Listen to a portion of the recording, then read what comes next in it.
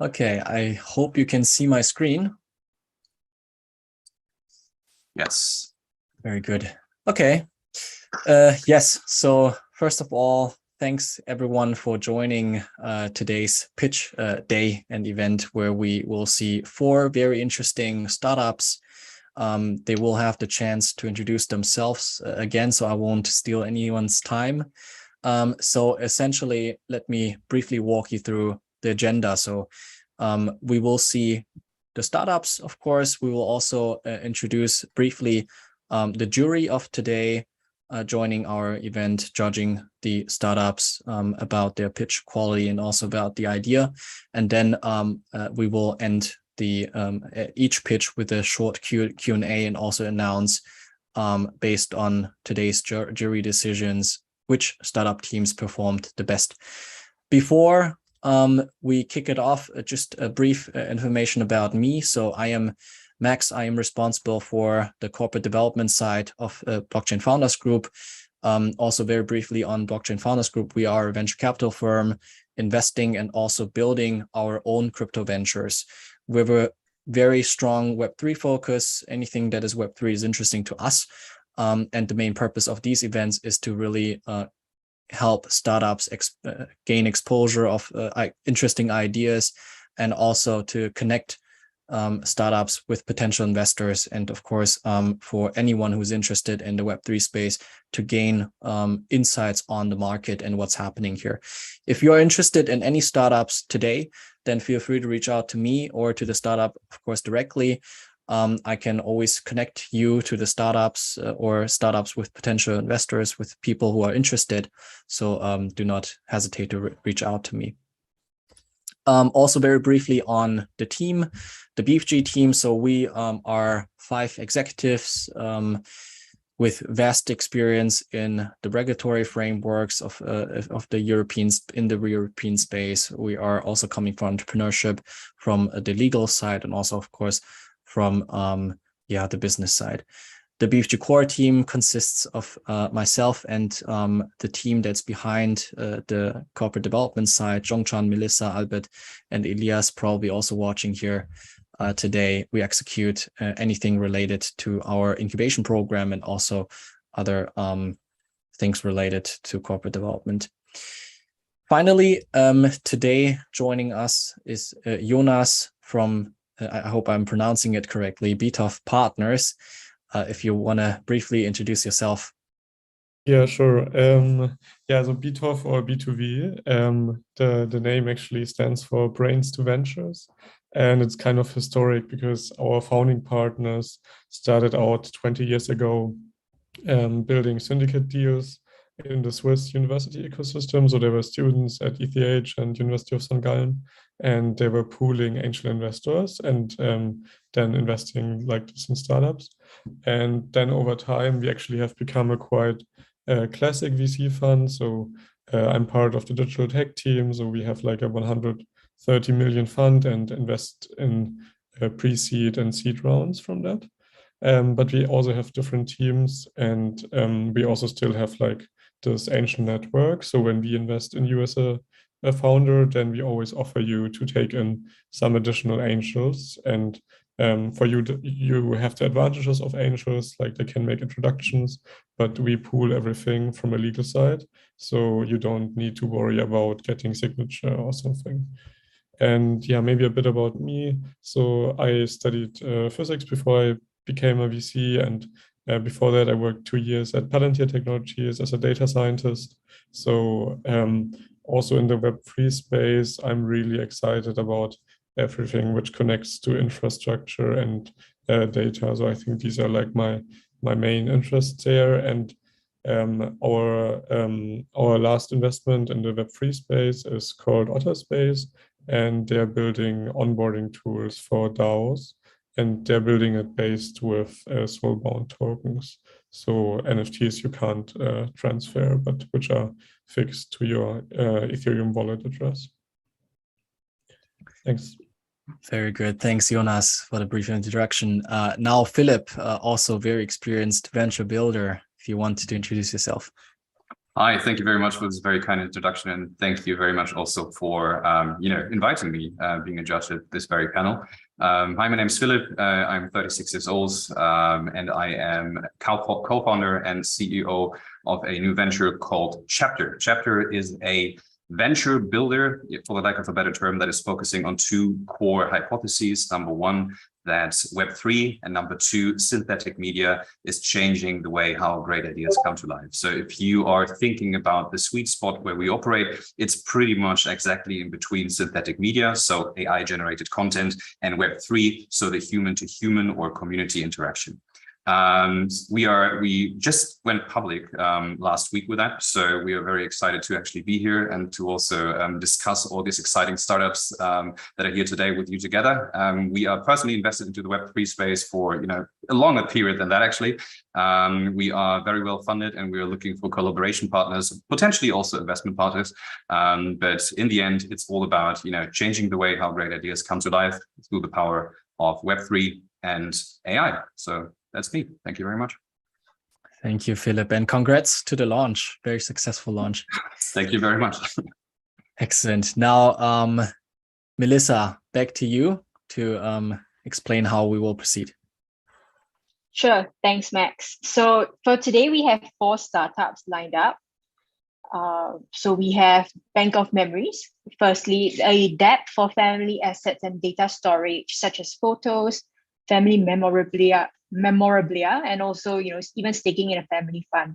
Then we also have ServBlock that is pitching second. It regulates manufacturers to ensure supply chain quality assurance and also security. In third, for pitching third, we have myEGO. They are focusing on the ownership of digital identity and sovereignty. And lastly, we have Gummies. So they are a video and streaming platform for content creators. So we have these 4 startups today pitching, coming from different incubators such as F10, CV Labs, and I think each of them have a very exciting idea to share with us. Each startup will have 6 minutes to pitch, and they will take 4 minutes of Q&A from the judges. And after all the startups have finished pitching, there will be a 12-minute section for audience Q&A, where we are able to take questions from the YouTube live stream as well as on Zoom. So just prepare your questions in advance, because later on you're going to have the chance to ask the teams your questions. Thanks, Max. Next slide. So today the teams will be judged on 4 criteria. First, the market potential. Second, the technical feasibility. Third, funding plans. And 4th, the founding teams. So the judges, our judges, Philip and Jonas, will be taking a look at evaluating the startups based on their pitches and whether they fit or how strong they're performing in each of these areas, following which we'll be able to crown the top 2 teams based on their scores. And we'll be able to, just find out the top 2 teams, and then we will end the event from there. Anything else to add, Max? If not, we can start the pitches. Not from my side. Let's see now the startups. All right, so first, let's get Irina from Bank of Memories to share. Hello, great. Can you see the screen now? Yeah. Yes. Yeah, great. So hi everyone, my name is Irina and we are building Bank of Memories. This is private space for memories and assets. And well, just think about your personal data and assets. Where are they? And where do you keep them? Can you find something from 5 years ago quickly? Well, I doubt, because I can't. And well, this is some evolution of how our digital assets were passed, and just not digital, paper records from the past. Like I got from my grandma this box with some photos, and then Instagram. But the problem is that now all our family wisdom, heritage, and assets are where it's fragmented, and technically it all belongs to companies that keep it. Now you see that the infrastructure is already there in Web3. So we are the first company in this space, in Web3 space, that will bring millions of families to Web3 through a new product called Bank of Memories. So what exactly we develop?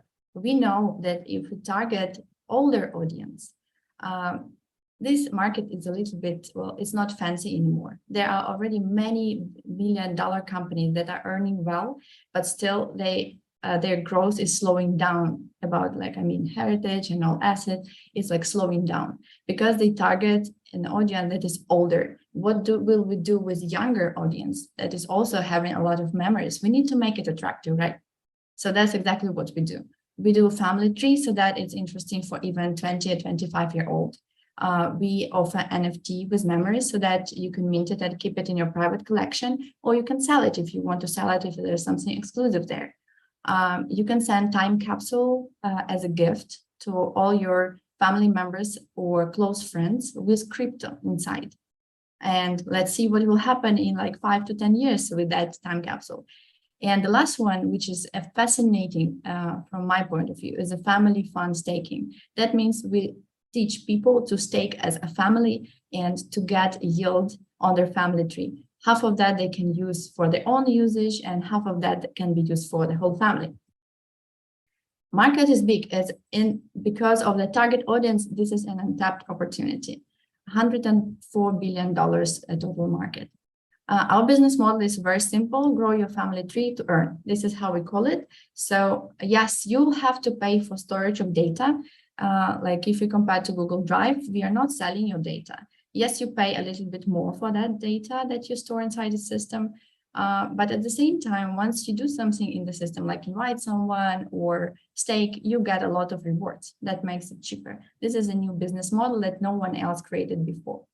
And we have a way how to upsell customers when they create NFT memory, when they pay for extra features inside the app. So we just started sales last week and we got $1,000 already from our customers. We have 5,000 verified users who were very passionate waiting until we finally launched new review. We have 10 partnerships and our customer acquisition cost is quite low because it's easy to explain people what we do. And magic here is about network effect, because when I get one user to my system, they usually invite 2 to 5 members in the family network, right? That's a network of family. That means they have to be together there. Then we have a massive family. So the company called Family Search in the US, we have massive integration with them. When a person has already a family tree, they can easily integrate with Bank of Memories and it goes automatically. They don't need to do anything else. So we are able to onboard 2 million users by 2025 through 3 main channels. One is social media, very, very simple, already tried and working well. And allow people to repost things from Bank of Memories so that it, advisor is Ancestry founder. Maybe you know the company Ancestry.com. So the founder, Paul Allen, he's our advisor. What he advises is do affiliate marketing. Even during the worst crisis when Ancestry didn't sell anything, they did sell through affiliate marketing a lot. And we can sell to companies, to B2B companies as life work balance app. So now here, I will just stop quickly to explain about competition. So I will just say that we have not started yesterday. So we know why most businesses in this industry died. And I will tell you that if you offer features separately, it doesn't work. If you target only older audience, it doesn't work. Old business model where you only have to pay your money for that and don't get anything in return doesn't work like that. And when people talk about death, it doesn't work. So it should be something fun, interesting, fresh, something that will refresh the whole industry. And that's what we're doing with our team. We are 8 members, 4 co-founders. We are from Ukraine and Poland. I have more than 10 years of business development. Andrew, he's a crypto enthusiast and in IT business since 5 years. And we have guys who are building products from scratch, including Porsche, Deloitte, Exodus, and others. And among advisors, we have international people who know that this industry of heritage is aging and we need to find out something else, something fun and interesting. We got grants from Polygon. I'm a scholar of Tim Draper. I got top 20 women in tech award, and we have a couple of cool partnerships already. This is our tokenomics showing that half of our tokens will go to users.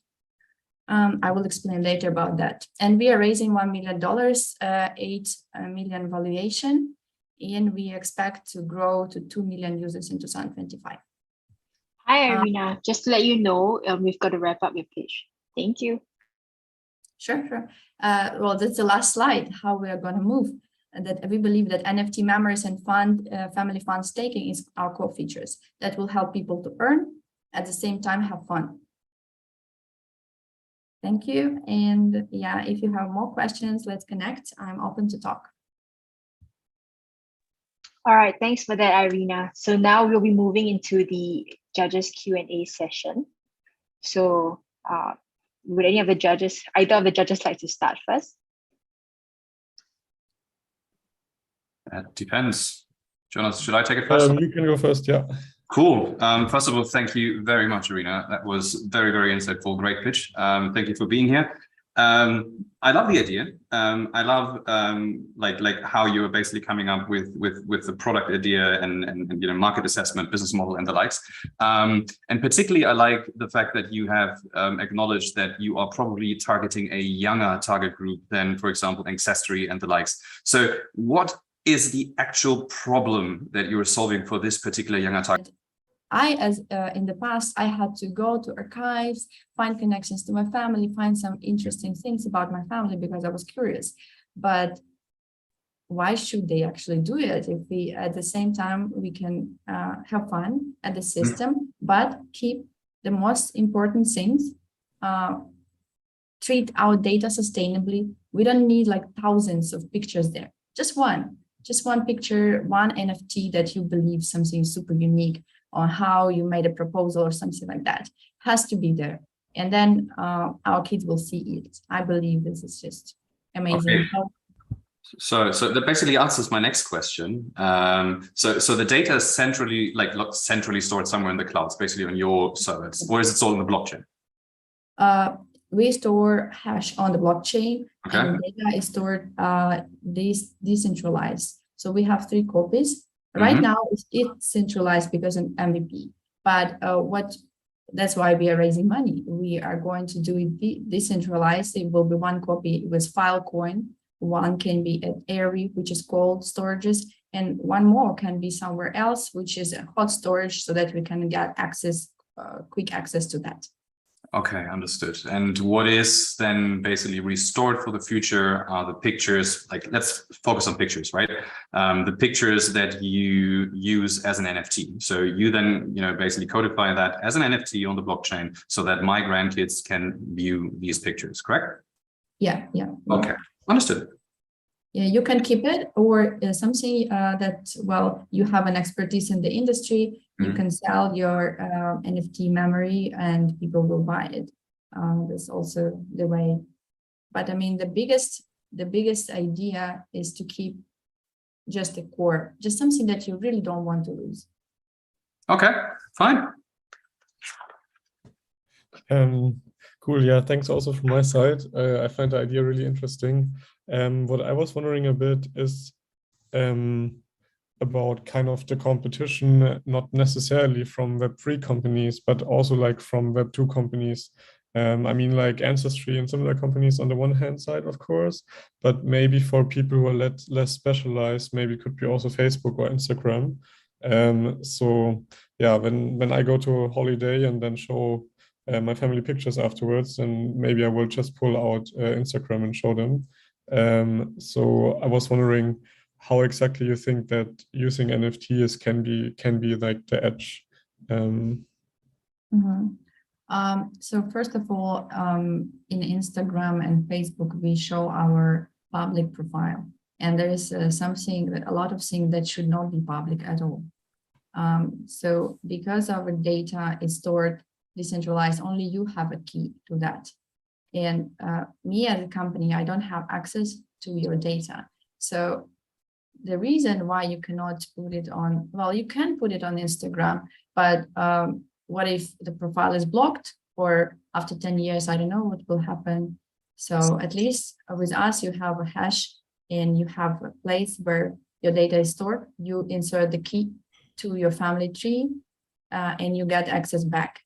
We cannot block you. I mean, who we are to block you, right? Okay, but so basically then I think the underlying assumption would be that Web3 and like blockchain becomes just much more pervasive in the next years. And that even some grandmother or grandfather will be using that too. Because right now I think my grandmother wouldn't be really able or like wouldn't be interested in it takes this time. storage. It takes this time. Nothing will happen overnight. We got this idea sometime before, but we can discuss it later. But what I wanted to tell, this is a slow adoption. What blockchain protocols want, what decentralized systems want, they want mass adoption of their infrastructure. And there is no mass adoption now, not that quick, only Web3 games. There must be other products that also can onboard others slowly. So that's why to earn money quickly and also show the technology, we concentrate on countries like European Union, Ukraine, India, because they are family oriented and they know think about crypto. So we start there and slowly moving step by step. Okay, cool. Yeah, I think that makes sense. Thanks. Thank you. Do I still have time for another one? Or perfect? Yeah, sure. Am I correct? Like I'm a friend of very simple words when it comes to explaining products, ideas, and businesses. So am I correct when I say that what you're proposing here is basically a decentralized storage of data that is token gated? So number one, and two, you're using families, and it does sound really bad when I say that, but you're using families as some sort of network or marketing scheme to get as many people in and to have good marketing economics there. Is that correct when I basically summarize it like that? Yeah, it's correct. And with the focus on a younger audience so that they slowly grow up and they fill out the system, they are tech savvy and qualified to onboard their older family members too. Okay, understood. Thank you very much. Thank you. Everyone. If I have one more, maybe. the tokenomics. The tokenomics. You said, are they out there already, or are you planning to issue them? They are locked in our app. We have an MVP. If you have an email, I can show you how it works. I send you a test.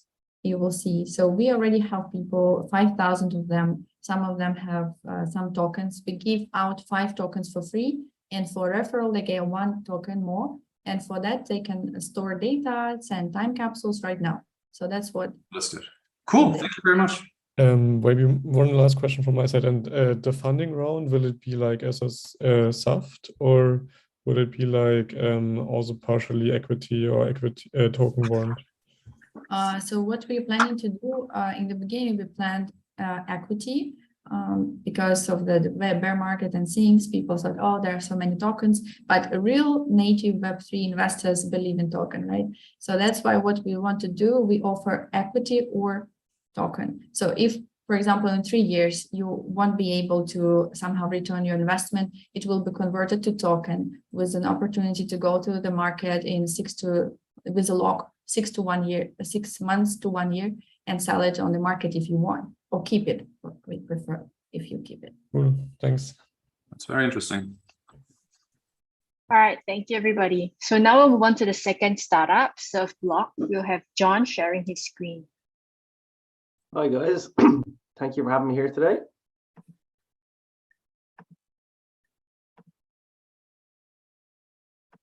So I should be able to see my screen now. Have you ever questioned why medicines are so expensive? The total pharmaceutical manufacturing output of the EU last year was 310 billion euro. Now, 25% of this total, that's roughly 77 billion euro, can be attributed to the quality assurance process. At ServBlock, we translate this quality assurance process that's currently based on human-to-human trust and interactions. We translate this process to a machine-to-machine basis. when we use blockchain and AI to provide verified data that is automatically checked for compliance. I'll quickly walk you through one of a single example of one of these processes called material verification. So for this example, I just want you to imagine if every item you've ever touched in your life required a certificate. Now just try to visualize the amount of certificates that would be. So I'm talking about everything. You've got clothes, clothes, touching a desk, your glasses, every single item in your life requires a certificate. Now, how long do you think it would take to go to each individual paper record and verify that it complied with a list of allowed ingredients? It's not easy. In the biotech industry, we do exactly this. Having worked at many of the world's top pharma companies over the years, I can tell you it's a common problem across the industry. At ServBlock, we are tokenizing traditional testing and manufacturing data. We combine this with AI and smart contracts, and it allows us to automate the quality assurance process. This, in turn, allows us to eliminate the double and even triple checking of data that can occur. This one simple use case for ServBlock can save an estimated 14,400 man-hours from the average new facility startup project. That equates to a saving of approximately €1.5 million per project, with many, many more use cases available. The total pharmaceutical traceability market is estimated to be worth 7.3 billion annually, with a CAGR of 12.3%. This material verification subsection accounts for around 875 million. Now at ServBlock, we reduced 90% of this effort, providing an annual target market of around 87.5 million euro annually, with adjacent opportunities in the food and beverage industries also available due to the stringent requirements required. We use a SaaS model with a monthly fee per user, but enterprise options are available for our larger customers. And our pricing strategy is to be positioned centrally among the current offerings within the biotech vertical. Our market research does not show any direct competitors in the material verification sector. Indirect includes IDA and PIMS, but these are document repositories and for storing these PDF certificates only. Think of unorganized siloed data that needs to be manually checked for compliance by these overpaid consultants who I used to be. Whereas at ServBlock, we provide verified data that is automatically checked for compliance. Our latest partnerships include the Consensus Partnership Program, R3 Venture Development Program, the CVVC Accelerator, as mentioned, Microsoft, Irish Manufacturing Research, and EIT Manufacturing, who are the European Union Manufacturing Hub. We have another project ongoing with Irish Manufacturing Research at the minute, looking at data spaces and how we can incorporate our blockchain technology within data spaces. We've been identified as one of the top biotech startups to watch worldwide for 2022. Only 2 European companies recognised. Our key milestones to date include a patent application and our MVP, which is now in testing. Our first paying customers will be on board on the system by the start of Q3. So we started Q4, we aim to widen our use case scope with the aim of having on board our first large pharma customer by the end of Q4, beginning of Q1. By completing these goals, we believe it will allow us to close a significant seed round by Q1 23. By expanding our use case, pharmaceutical companies can ensure outsourced manufacturing adheres to the same integrity, compliance, and quality operations as in-house manufacturing, one of the key metrics for the industry at the minute. We are not currently seeking investments mentioned. We will start seeking investment in January 23, but we are seeking partnerships and collaboration, so please do reach out. This is our leadership team. We have a set of complementary skills and a proven track record in business. As mentioned, I've worked in the biotech industry for over 10 years, most recently as a member of Pfizer's Global Smart Factory team developing software using the manufacturing process. Thomas has worked as a principal cloud engineer in the likes of Oracle and Microsoft. And we call Kevin the sales genius, who has turned our last business, Rework Catering, to a successful exit in 3.5 years. Hakeem is our head of engineering, has a master's in blockchain development, and has been working as a lead software developer in the industry for 4.5 years. Our mission at ServBlock is to unlock access to medicine by reducing the cost of manufacture. Thank you for listening. I would love to answer any questions you guys might have. Thank you, John. So right now we'll move on to the Q&A session with the judges. Yeah, so maybe I'm starting this time. So I find the idea really, really interesting. I think the pain point is very real, that pharmaceutical productions are very expensive at the moment still. So I think I'm not quite sure if I understood exactly how you are solving that. So I know that, for example, some big pharma companies like Roche, they are also developing some ledger, like some blockchain. I think it's called Pharma Ledger, in order to just store metadata about their phase 1 to 4 trials to make the process basically faster. But I think you are more basically going on the manufacturing side, right? And why exactly is it an advantage if I store these PDF documents as an NFT? I think I didn't quite understand that. Yeah, no worries. So I guess that the tokenizing of these PDF certificates, allows us to create this a dynamic certificate that's pointing at the actual analytical and testing data. So what we want to do is, it eliminates the double and triple checking of this data that often occurs. So if we tokenize that data at the source, you don't have to go and pay these overpaid consultants, to check, does this certificate, the output of the certificate comply with a list of allowed ingredients? We've used this, I suppose, go-to-market approach. Number one is because we can target the equipment manufacturers who sell into the pharmaceutical industry, which have shorter sales times. But number two, it helps prove out the technology. Our real goal here is between contract manufacturing organizations and the sponsor pharmaceutical company. What happens is that you might get one single drug product, but it could be made by 6 different manufacturers. Each of those 6 different manufacturers rely on auditing, sending PDF files across, sending this data currently stored in Dropboxes, or we're unlocking or sharing data across different actors within the supply chain.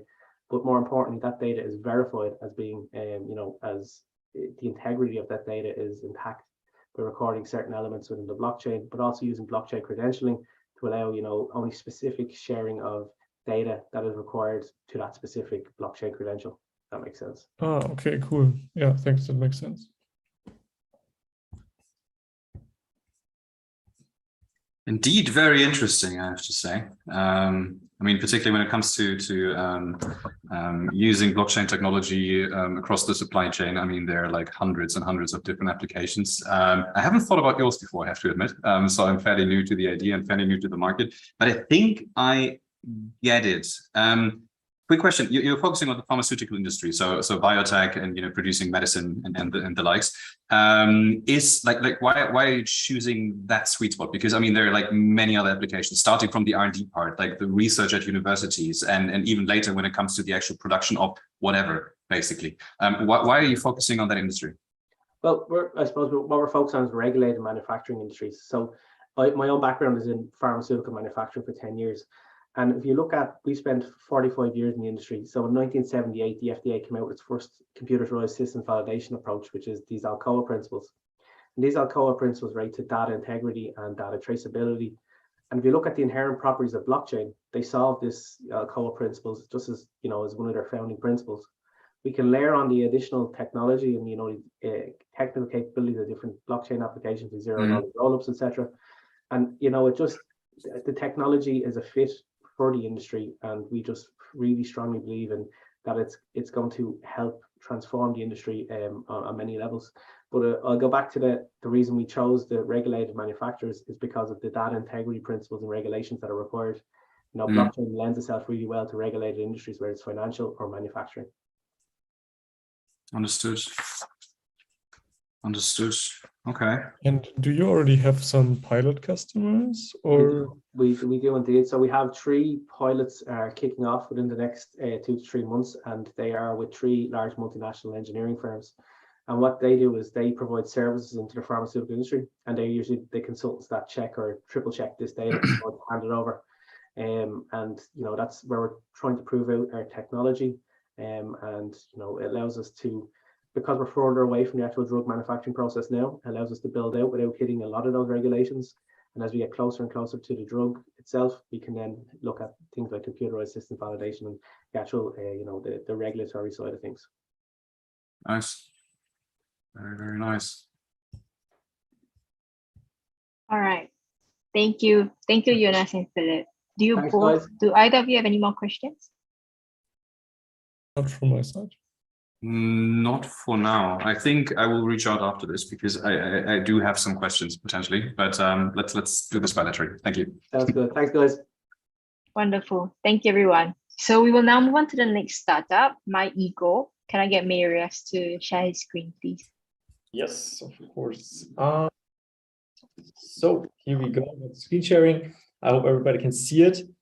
Yeah, welcome to the next generation of infrastructure for digital identities and verified credentials. We from myEGO are providing a decentralized digital identity solution where you can basically store and share your verified credentials with different partners. Let's first start with the problem, and the best way to explain the problem is actually by giving you a small example. Let's say you want to register the website. We all know a single sign-on solution like sign-on with Google, sign-on with Facebook, sign-on with Twitter. And the first problem here is that the moment you click the button, you as a user are a little bit out of the loop what actually happens with your data on that website. The second issue is that all of your data are stored at one place, so either at Facebook's place, at Google's place, at Twitter's place, so centrally stored in data silos. The third issue comes up, let's say if you want to open a bank account or open a car sharing account, here you have to run through verification processes. So the moment you want to open another bank account or another car sharing account, you have to run through the whole verification process again and again. So that's not really smart, but also not really cost efficient on the side of the partner. So generally speaking, there has to be a better solution for that. The solution is called decentralized identity. With decentralized identity, identity is securely and reusably stored on the phone of the user and can be used anytime. With one click, you can basically access and share the credentials or to log into your account and open a new bank account. Certificates can be used in various use cases, also beyond the classic KYC. How does myEGO actually work in detail here in the area of SSI, so self-sworn identity? If you come back to the example of opening a bank account, the user basically have two options. Option one is that you already verified his credentials in the past. In that case, he can directly share his digital assets with a new partner and also kind of like directly use the services of the new partner.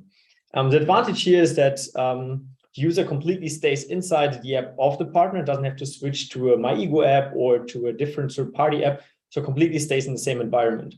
Advantage of the partner is that he doesn't need to worry about GDPR issues as all of the data are stored on the phone of the user. And these are also way fast in terms of onboarding. Second option would be that the customer or the user doesn't verify his credentials so far on a different partner. In that case, he has to run through the verification process once. In the background, the credentials are stored on the phone of the user, and then he can share or access and share it whenever he wants to. When we have a look on the business model, it's actually quite easy.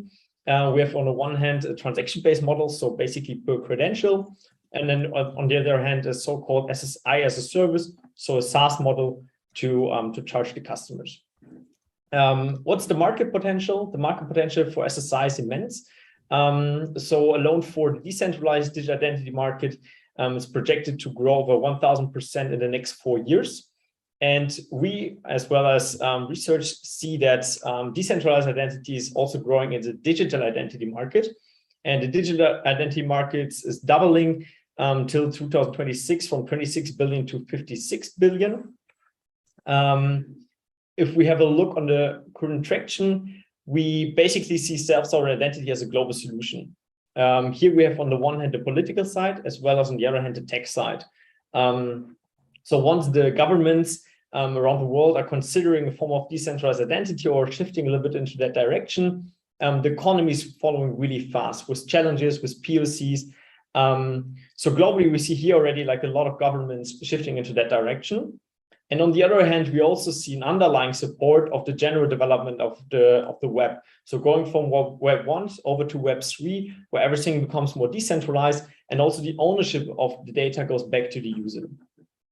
If you continue here, why should you choose myEGO, or what are the USPs of myEGO? On the one hand, of course, we don't have an app, so we are completely embedded into the environment of the partner via SDK. We are future-proof. That means that currently there are a lot of different SSI solutions in different regions and different markets, but we connect to all of them. So we are currently creating here an interoperability, so the partner doesn't need to choose for one SSI solution, but can choose us and then can connect to all of the others. We store our data decentralized, so the ownership goes back to the user. And we also achieved already quite some milestones to kind of like sum up the most important ones. We finished our base infrastructure, where we tested also the fact to share data across different SSI solutions, as well as successfully completed our POC together with Swisscom. That's a Swiss telco provider in the area of verified certificates. If you go further in terms of the funding, back in 2021, so end of 2021, we closed our seed funding of 1.4 million. We're currently funding for a bridge, or going for a bridge funding on our way for our pre-series A beginning of 2023. Actually to further push our expansion plans. So in detail, we would like to expand our teams in terms of the sales and IT department into new market, as well as also push it further into existing markets. Here we have a strong team. So we have Tanya and Marcus as the CEO, both with lots of years of entrepreneurial experience, as well as Alex as a CTO in the area of blockchain, backed by strong partners like FinLeap and CK Ventures, as well as we already participated in various accelerator programs like F10, like Kickstart, as well as FinTech X in the US. Yeah, that's the pitch. I'm happy to answer all upcoming questions. Thank you. So now we'll move on to the Q&A. And maybe first a short question. Thanks a lot for the pitch, but I was a bit confused at the team page. So you are like not one of the founders, I take it? Yes, indeed. I'm as an entrepreneur in residence in the company. I'm not the actual founder, indeed. Okay. Okay. Very interesting pitch. I like it. I like the direction of it, like of the whole market. Let's start with one big elephant in the room, which is always politics when it comes about decentralization of data. Like in all honesty, we fully embrace Web3. We all want decentralized data. We all want, have sovereignty and ownership of our own data. But like how far away are we there actually? How much work do we still need to put in there? Mm-hmm. I think that really depends on the market. So of course, we see in Europe, we see a high issue of GDPR issues, or like a high importance of GDPR issues. Importance here, as well as also the European government is working on the EID's 2.0 version, which actually paves the way towards a decentralized identity regulatory framework. So on the European level, government's already quite advanced there, I would say, but then it really depends on the market. So Switzerland, for instance, is already also quite advanced, and we saw that on the traction side. When we then shift over a little bit further, going over to Asia, we see that the Asian countries are actually quite advanced in terms of their digital identity, not directly decentralized identity. But here we also have countries like South Korea, for instance, which are already testing the solution of SSI in their markets, as well as other identity systems. For instance, in Thailand, in Singapore, they're also shifting or thinking towards decentralized identity. So yeah, it is a difficult question, but we are, let's say, on the way there. Okay, fine. I personally believe that there's still a lot of work to do when it comes to that. And this is not on you, this is on us, like the entire space, to actually get this going. One additional question maybe to the actual product. So I understand that what we're offering is a B2B product, right? So you're targeting B2B partners and are offering this service or SDK or whatever it basically is for decentralized identification, and that's fine. But are there any like additional gatekeepers that you have to be thinking about? For example, I mean, you mentioned you put this in your wallet. It's not an app that you have. You don't have a customer, a B2C brand. Like, for example, could Apple just say, no, we don't want that because we have our own like SSO solution or something? Is that possible, or how does that actually work? So from a technical point of view, it works like that we are embedded into the system of the partner. So let's say you got a Swisscom app, you got a Lufthansa app.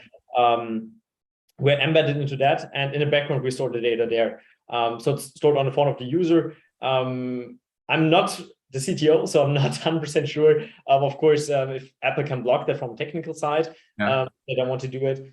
But I think it's not. So okay. Yeah. Yeah, I was also wondering a bit about the regulatory side. Are you do you plan somehow to influence the process? Are you trying to like talk to lawmakers in the EU or in Germany, or what is your approach there? So as a startup to actually talk to the regulatories, it's kind of difficult. So our approach is rather to reach out to basically so top down into the market, so strategic partners, for instance, Swisscom in Switzerland. So those partners are pushing the topic on their own already. So they have the context to the government, and are also working closely to the government. So government, for instance, what we saw in different markets, so Switzerland as well as in some Asian market, is that those strategic partners are offering challenges and then testing the solution of SSI together with startups and small internal working groups, let's say, and report it back to the government. So that's rather the approach of the government, going to go for big infrastructure providers and try to implement a solution over that. Okay, cool. Thanks. Welcome. And right now you're raising an equity 500K bridge round, right? Yes, indeed. Are you planning also Alright. to launch tokens, or sorry? Oh no, I was just about to go, but you can go. No, we're not planning to offer tokens. Okay, cool. So it's catering Web3 with the centralized product, like, or the centralized entity that there is, myEGO. Yeah, indeed, yeah. Okay. Okay, thank you. Okay, I got it. Thank you. Thank you very much. Welcome. So now we'll be moving on to our final startup, Pasquale, who is very ready to go. Hi, nice to meet you. Let me share my screen. I'm sorry if you hear a bit of noise, but I'm calling you from the conference in Dubai. So it's a bit So my name is Pasquale, and I am the founder and CEO of Gummies. I did launch already a crypto project. I am the anonymous founder indeed of a token that did 200x in the last bull run.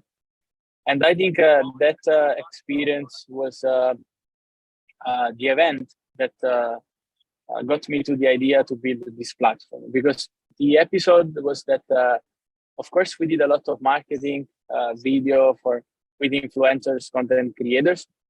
And once we paid a guy for a TikTok video, and right after he uploaded the video on TikTok, his account was banned. We lost the money, and he lost the account. So basically, I realized that I wanted to build a place where people could talk freely, and where we could solve several industry issues. And indeed, if we analyze the market and the industry, there are several issues like no user rewards, because these companies like YouTube, TikTok, they make billions every year, but they never give anything back to the users. And content creators struggle to monetize, and they have no ownership of their own content. Furthermore, there is no privacy, because they sell data to other companies, lack of expression, payment delay, and high commission. So here we are, Gummies, a decentralized video and streaming platform that expanded the knowledge and dive users into the Web3 space with the world's brightest digital content creators and industry leaders. We're going to also deploy a token, because we strongly think that the token economy will boost the user acquisition, building community, and also the engagement on the platform. Our app is already live in a beta version, and it's very easy to use. You just need a crypto wallet. You can log in with MetaMask Trust Wallet, and you are ready to go. You don't need to provide any sensitive information, and we store everything on blockchain. We store on IPFS via Filecoin. And then each video is gonna be minted NFT on Polygon And for the live streaming, we rely on our partner, LivePeer. Let's have a look to our audience and our user personas. We have the content creators. These are the first type of content creators that we focus on, but of course we aim to expand and scale up. But we want to start from crypto projects, Web3 events, blockchain brands, crypto gamers, exchange influencers, and also entrepreneurs that want to talk about Web3. And what about users? We call our ideal user John May. And he's a guy from 22 to 35 years old that now is switching between TikTok, YouTube, Twitch, but also Twitter to learn and to know more about the new trends, about the new projects, content creators, but also to joining discussions and engage with the projects. And we are building already several amazing features. I really love this one, Gummies Pops. It's a short video format, like 60 seconds or less, like TikTok. And of course, with the main goal of sharing information about projects and also learning. Then we have Gummies Spaces, which is a conference, it's a kind of Twitter space. But the difference is that, of course, it's decentralized, but the projects are able to reward the users that engage the most. Now we see that many holders join MAAs on Telegram or also on Twitter, but then in the end, they are not rewarded. And I also did with my project giveaways and activities just manually because there is no such tool yet on the market. And of course, a big segment is also the live streaming. We do the live streaming for events. We indeed did already several events, and also for gamers that want to live stream when they play. We already have more than 5K users, but we are not doing any paid activity. We are now testing, we are bootstrapping, and we already have some traction. Indeed, several industry leaders are testing our product. We have done the live streaming, for instance, of CB Summit in Switzerland. We are also media partner with Token 2049, and we start in London next month, and also the other events. But they are already uploading the content on Gummies, for instance. And also Unstoppable domains with them. We do podcasts, live streaming, and also they upload learning videos on the platform. We are growing together with our partners, and we already closed a pre-seed round. It was led by CBVC from Switzerland, and we got grants from several protocols like Polygon, Aave, Filecoin, and we are now doing the accelerator program with Polygon Ventures. It is managed by IST Labs, and also the Chainlink Startup Program. But let's have a look on the ways we profit. We profit with B2B, with advertisement and events, featured videos, and learning, and also B2C from in-app transactions like donations, purchases, NFTs. Our team has already worked in the blockchain space with several projects, but we also have experience in corporates, IT, content distribution, and finance. And these are the latest achievements. We won the Chainlink Hackathon this summer. We got the first prize as the best project using the decentralized storage. We also got a sponsored prize from the Polygon Beetle Hackathon last month. And as mentioned, we got grants from other protocols as well. Our roadmap, we're going to release the mobile applications by the end of the year and also complete this program with Polygon.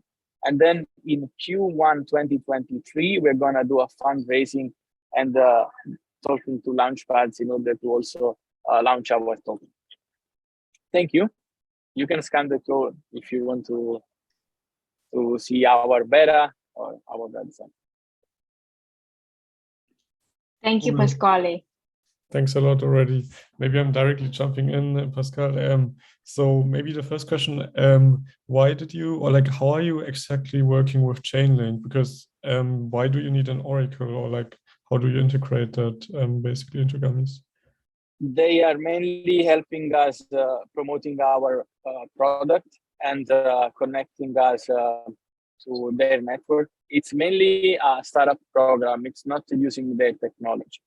Oh, okay. So for instance, we got invited at SmartCon in New York, and we got many introductions. I met the founder of Avalanche, for instance. So it's mainly, helping us running our business. Oh, no, that's cool. All right. First of all, thank you very, very much for the pitch. I really like it because you're focusing on the right things. In the end, I mean, this is like the whole proposition of Web3 in media, right? So it's about co-creation, co-ownership, and a decentralized distribution to whoever is basically participating and interacting with the content. So I really, really like where you're going.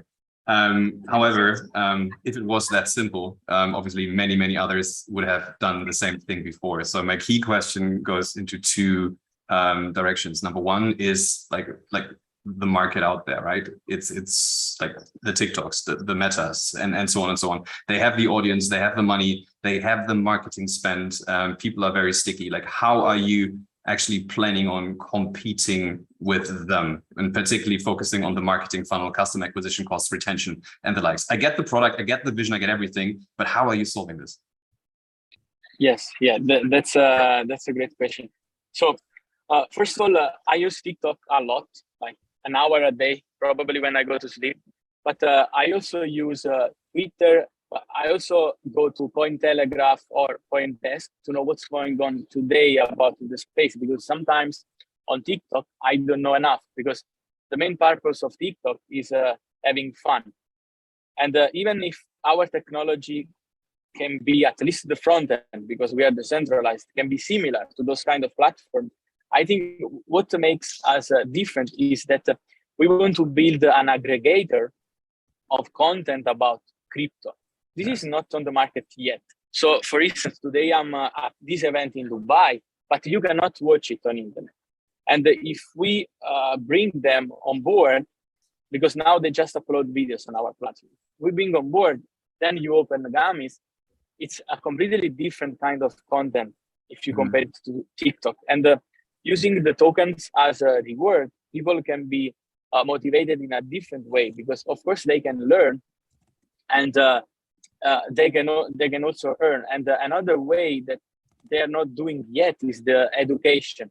So actually protocols invest a lot of money. I make one example, but I can make many, like Polygon or Filecoin. They are the most active on the market. They invest millions in education, but they just do it. Maybe they pay influencers, they make content on YouTube, they do also like classes, but then we could do videos that lead the users to do some actions. Like today, we teach you how to download the MetaMask and how to use it, and then you get paid. And we get paid from them, and then we are able to sustain also the model, because then we pay back the user. So yeah, this is about the vision and how we could have our own space.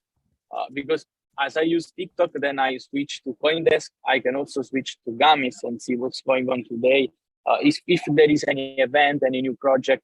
And of course, we can use this instrument also for marketing. We can be a very huge marketing agency, or we can almost affect the narrative.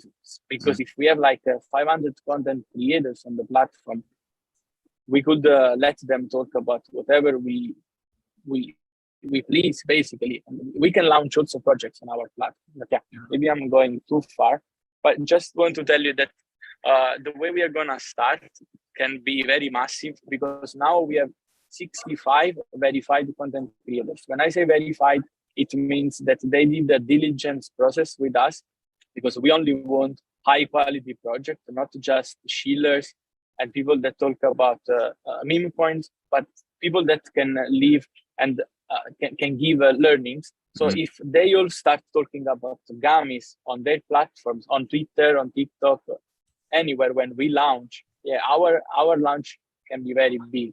And for instance, we are supported by Filecoin, Polygon, Unstoppable Domains. Yeah. Okay. So understood. So your answer to that in very simple terms is the content strategy, which is catering the right audience, so the Web3 audience, so educational content, Yes. likes. So basically again, simple words, multi-channel mirror.xyz, which actually followed exactly the same strategy, because, you know, they wanted to be a decentralized publishing platform, and then they realized, okay, there's just this Web3 audience, so let's focus on that first, and also having this token gated access and making it exclusive, and then, you know, opening things up. Sounds interesting. Exactly. Two questions, if I still have the time. Number one, so you have this education or learn and earn model, or however that was called in your pitch. How is that different to play to earn, and how do you make it sustainable compared to play to earn? Yeah, I think play to earn, at least the way they're doing, the next user will just pay the old ones, right?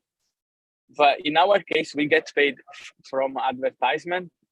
Okay. That I think is not enough, but I can tell you that you can charge a lot, because crypto companies pay a lot of money, even for banners. The cost per click can be very high, but we also see a lot of room for events, because they earn a lot and they spend a lot, and also for these educational programs. So maybe Infura MetaMask can pay us $1 for each person we lead to download MetaMask, for instance. Mm-hmm. So in that case, we get $1 from them, and then we give 50 cents to the user. Totally understood. So if you have the reach, obviously you can monetize the reach. I mean, like the basic digital reach entertainment model. And last but not least, how is your current funding, and what are you roughly planning to raise, if you want to share and can share? Yeah, I can share. The initial idea before the bear market was to raise just in tokens. Mm-hmm. But I feel that at this time, for the conversations also that I got with VCs, we want to raise a hybrid model. And we are going to do this fundraising in Q1 2023, because I want to finish this program with the Polygon Ventures. I'm going to be connected to many of them. And yeah, we want to raise about 2.2 million. But maybe this might change a bit after this the end of this program. So because I really rely 2.2. Okay. And how large is the team at the moment? It looked very large. It looks very large, but we are 3 full-time. Now I'm also join a new co-founder, so we're gonna be 4. And then we have freelancers. But I'm also lucky, because I own my own company in the Netherlands, and we do IT for corporates. Okay. So I have a pool of devs that can jump in. Thank you very much. That was very interesting. Thanks to you. Thanks, everyone. So right now, we'll just move into the audience Q&A segment. So I would just spotlight the 4 startup presenters, and anybody who has a question on Zoom, feel free to unmute yourself and ask away. If you're on YouTube, type your question in the comment section, and we'll share it here with the startups as well. So for starters, we've got a question come in directed at Gummies. So how do you compete with existing decentralized video services like DLive and VideoCoin? Yes, I think this can be answered almost for the same answer I gave before. I think the community will make the difference, because DTube, that almost failed, was just like, I'm gonna do the Web3 YouTube. I'm gonna do what they do in Web3. But that's not enough. You cannot just spin off a product. You need to have the right focus on communities. And I was also starting like this, but then if you try to acquire too many kind of content creators, it's too difficult. So what makes us different is that I think our technology is very in line with the narrative of what we need, what we have now. They are already old. They did launch probably 2-3 years back, and our final goal is very different. I mean, I just make a final example. We have LinkedIn and we have Facebook. I have a background of software development. For me, technically, they are the same kind of application. There is no difference. You can upload videos, you can write text, comments, images, but in the end, the goal, the purpose, and is what makes the difference. Because Facebook is fun and LinkedIn is work, and then also the communities will be different. I hope Thank you so much. Okay. Yeah. All right. For the next question, we've got directed towards Bank of Memories, asking what is the utility of the token? Yeah, so for the token, thank you for the question. Our app is functioning on the token. So what you can do with the token, you can pay for data storage that you store with Bank of Memories. You can mint an NFT. You pay, for example, when you do staking, you stake and get yield. This is all the ways how you can utilize the token in our system.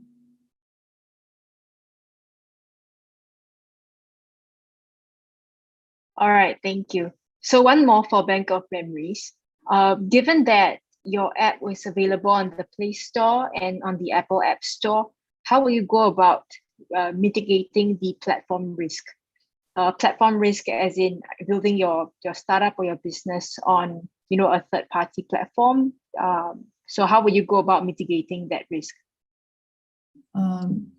You mean mitigating the risk of what? Of what that already? So, for example, I think for this question means that, for example, if Apple or Google Play Store would not want to put your app up on their apps, how would you go about then, getting traction?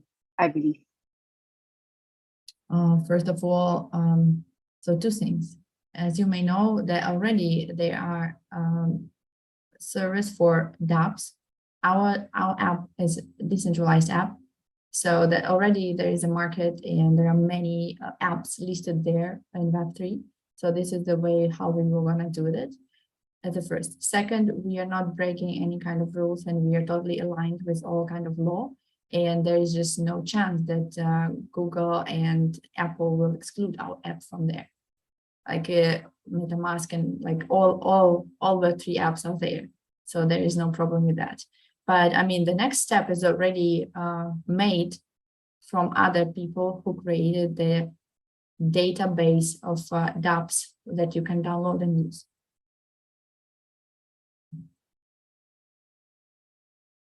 All right, thank you so much. Thanks. Yeah. So are there any more questions coming in on Zoom or YouTube? If not, we can go ahead to wrap up the Q&A session here. Okay, so right now, so the judges' scores have come in, I hope. And we will just be sharing the top 2 teams. So the top team would be ServBlock. So ServBlock has gotten most of the good comments and the positive feedback from the judges. And yeah, congrats ServBlock. So for second place, we have an interesting situation because we did not plan for this, but we have a tie between 2 teams who just got just below ServBlock. So in second place tied, we have both myEGO and Gummies. So I'd like to congratulate myEGO and Gummies for coming in second. And yeah, that's all we have for now. Max, do you have anything you'd like to add? We have a couple of final notes that we can share. Exactly. Thank you. So first of all, thanks for everyone who participated today. Special thanks to the startups, of course, delivering your very, very interesting pitches today. And also thanks to Jonas and Philip for your time in, making the judgment and evaluating and questioning and challenging the startup teams here. So thanks for your time. I just want to briefly mention that in case anyone here who is a viewer is interested to be connected to each team here, please reach out directly, or you can also reach out to us, to the BFG team, to connect you to them. If you have any recommendations for future startups that might be interested in such a pitch event, then also reach out to us. You can always recommend them to us. You can also recommend jury participants to us. We're always interested to connect with new people, to connect with interesting startups, to showcase them and help them gain exposure. So with that being said, again, thanks everyone. The next event will be on November 9th, similar time. So if you're interested, tune in, subscribe to our channels, and then also feel free to scan this QR code. Thanks everyone for joining, and see you in November. Thank you. Have a nice day. Bye. Thank you.